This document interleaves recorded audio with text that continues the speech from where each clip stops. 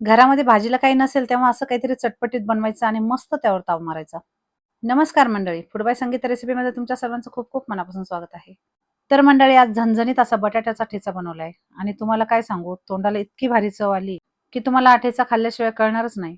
बनवायला पण सोपा, खूप कमी साहित्य लागतं आणि अगदी झटपट तयार होतो. कुठलीही पूर्वतयारी न करता मस्त असा बटाट्याचा ठेचा आपण अगदी 10 ते 15 मिनिटात सहज तयार करू शकतो. चला तर मग झटपट असा बटाट्याचा ठेचा कसा बनवायचा ते पाहूया. तर बटाट्याचा ठेचा बनवण्यासाठी सर्वात आधी इथे मी 2 मोठे बटाटे घेतले. बटाटे अगदी बारीक चिरून घेतले. आता इथे मी बटाट्याची सालं नाही काढली, असाच बटाटा बारीक चिरून घेतला. आता बारीक चिरलेले बटाटे 2 ते 3 पाण्याने स्वच्छ धुवून घ्यायचे आणि अशा पद्धतीने चाळणीवर निथळायला ठेवायचे.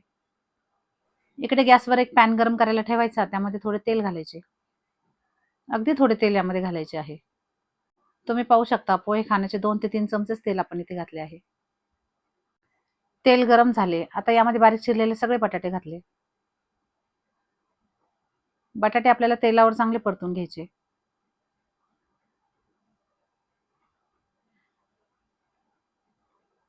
सुरुवातीला गॅस मोठा करायचा आणि नंतर गॅस कमी करायचा आणि मंद आचेवर मस्त कलर बदलेपर्यंत बटाटे आपल्याला परतून घ्यायचे.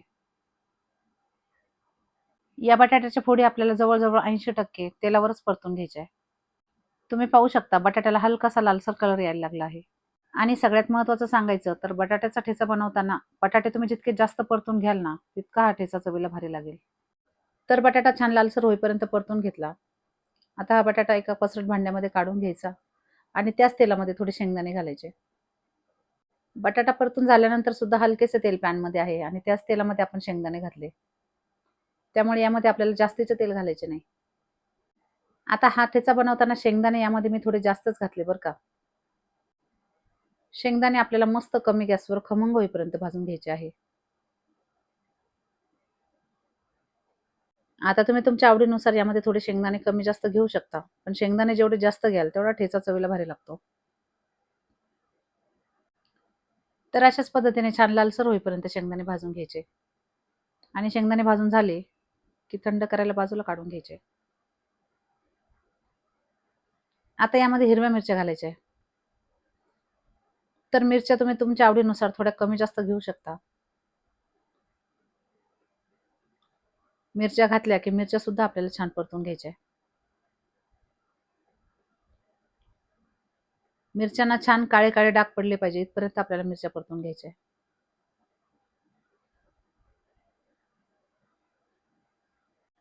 आता हलक्याशा मिरच्या परतत आल्या की त्यामध्येच आपल्याला लसूण घालायचं आहे. तर इथे आपण जवळ-जवळ मूठभर लसूण यामध्ये घातलाय. लसूण घातल्यानंतर पुन्हा हे सगळं साहित्य 1 मिनिटभर परतून घ्यायचंय. आता लसूण सुद्धा छान परतून झालंय आणि मिरचीला सुद्धा हलकेसे काळे डाग पडले. आता हे सगळं साहित्य काढून घ्यायचं. आता आपल्याला हा बटाटा बारीक करून घ्यायचा आहे. बटाटा हलकासा गरम आहे, त्यामुळे स्मॅशरच्या मदतीने मी बटाटा बारीक करून घेते.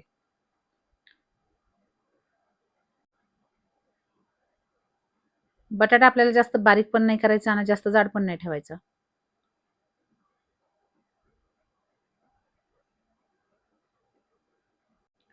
थंड झाल्यानंतर हाताने सुद्धा अगदी सहज हा बटाटा आपण बारीक करू शकतो. कारण जवळ-जवळ 80 ते 90% बटाटा आपण तेलावरच परतून घेतलाय.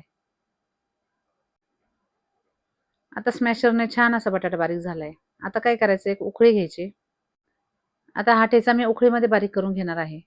तुमच्याकडे जर उकळी असेल तर उकळीमध्ये किंवा खलबत्त्यामध्ये किंवा पाट्यावर सुद्धा हा ठेचा तुम्ही तयार करू शकता.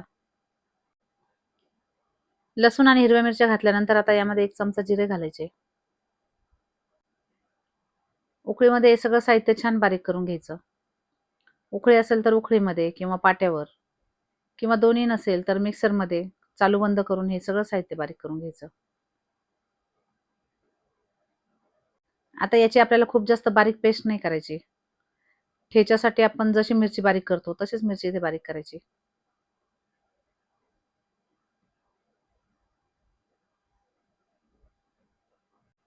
आणि असा ठेचा जेव्हा आपण पाट्यावर किंवा उकळीमध्ये बनवतो ना, तेव्हा तो ठेचा खाण्याची मजा काही वेगळीच असते. आणि चवीला म्हणाल तर अगदी कमाल लागतो. तुम्ही पाहू शकता, जास्त जाड नाही, जास्त बारीक नाही. मस्त असा ठेचा आपण उकळीमध्ये बारीक करून घेतला.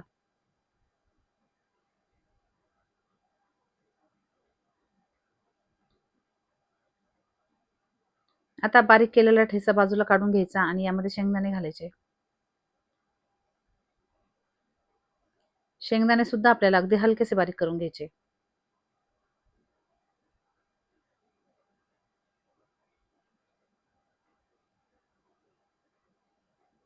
शेंगदाणे बारीक करताना थोडे जाडसरच ठेवायचे बरं का.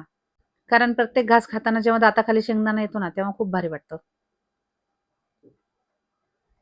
आणि जेव्हा हे शेंगदाणे तुम्हाला मिक्सरमध्ये बारीक करून घ्यायचे असतात ना, तेव्हा अगदी एकदा किंवा दोनदा फिरवायचं आणि लगेच शेंगदाणे काढून घ्यायचे. कारण हे शेंगदाणे आपण चांगले परतून घेतलेले असतात. त्यामुळे मिक्सरमध्ये अगदी सहज बारीक होतात. तर तुम्ही पाहू शकता, ठेचा बनवण्यासाठी अगदी परफेक्ट असे आपले शेंगदाणे बारीक झाले. जास्त बारीक नाही आणि जास्त जाड नाही. आता त्याच पॅनमध्ये पुन्हा पोहे खाण्याचे 2 चमचे तेल घालायचे. तेल घातले की बारीक केलेला त्यामध्ये ठेचा घालायचा.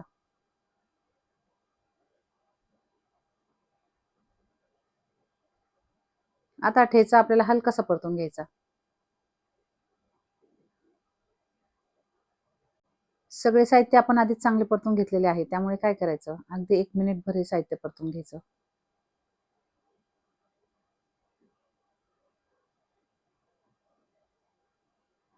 आता मिरची आणि लसूण चांगला परतून घेतलाय. यामध्ये बारीक केलेला बटाटा घालायचा आहे. बटाटा घातल्यानंतर बटाटा सुद्धा अगदी एकजीव होईपर्यंत परतून घ्यायचा.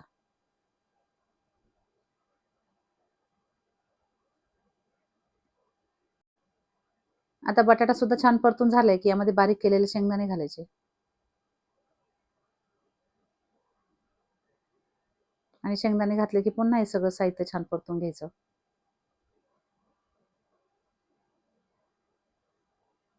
आणि सगळ्यात महत्त्वाचं, तुम्ही जेव्हा ठेचा परतून घेता ना, तेव्हा गॅसची फ्लेम कमीच ठेवायची.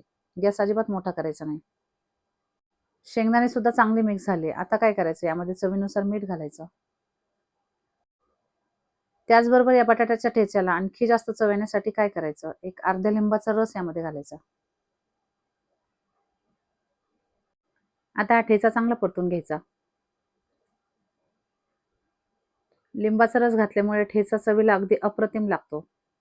तेव्हा लिंबाचा रस यामध्ये आठवण करून घाला आणि एकदा हा ठेचा माझ्या पद्धतीने नक्की बनवून बघा.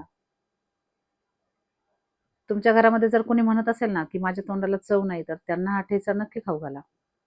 अगदी मागून खातील इतका हा ठेचा चवीला भारी लागतो बरं का. लिंबू, मीठ घातलं की फक्त एकजीव होईपर्यंत हे साहित्य परतून घ्यायचं आणि लगेच गॅस बंद करायचा. तुम्ही पाहू शकता, छान सुटसुटीत असा आपला बटाट्याचा ठेचा तयार झाला. आता हा बटाट्याचा ठेचा तुम्ही चपातीबरोबर खा, ज्वारीच्या भाकरीबरोबर खा किंवा बाजरीच्या भाकरीबरोबर खा. जबरदस्त असा बटाट्याचा ठेचा बनवल्यानंतर तुम्हाला कुठलीही भाजी बनवायची आवश्यकताच पडणार नाही. आणि हा ठेचा बनवताना थोडा जास्त प्रमाणात बनवायचा, कारण कमी खाऊन समाधानच होत नाही. तर मंडळी, तुम्हाला सोप्या पद्धतीने बनवलेला बटाट्याचा ठेचा कसा वाटला, हे मला कमेंट करून नक्की सांगा. तुम्ही सुद्धा माझ्या या पद्धतीने एकदा हा बटाट्याचा ठेचा नक्की बनवा. टिफिनला काय द्यायचं हा नेहमीचाच पडलेला प्रश्न असतो. तेव्हा आठवड्यातून 2 ते 3 वेळा हा बटाट्याचा ठेचा तुम्ही टिफिनला सुद्धा देऊ शकता. तेव्हा एकदा तरी हा ठेचा नक्की बनवा. धन्यवाद.